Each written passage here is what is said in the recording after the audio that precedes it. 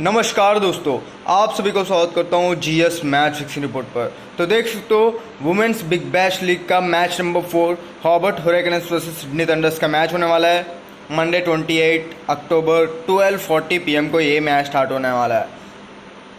तो इस मैच का 100% कंफर्म मैच फिक्सिंग रिपोर्ट जानना चाहते हो तो कांटेक्ट कीजिएगा, व्हाट्सएप पर मैसेज कीजिएगा। आपको डिस्क्रिप्शन में मेरा व्हाट्सएप नंबर दे दूंगा, ठीक है। और उसी के साथ अभी तक हमारे चैनल को सब्सक्राइब नहीं किया है तो हमारे चैनल को सब्सक्राइब करके बेल आइकन को एक्टिवेट रख लीजिएगा ताकि आने वाले सारे मैच फिक्सिंग का अपडेट्स आपको मिलते रहेंगे। तो फिर से मिलते हैं अगले वीडियो में, तब तक के लिए धन्यवाद दोस्तों।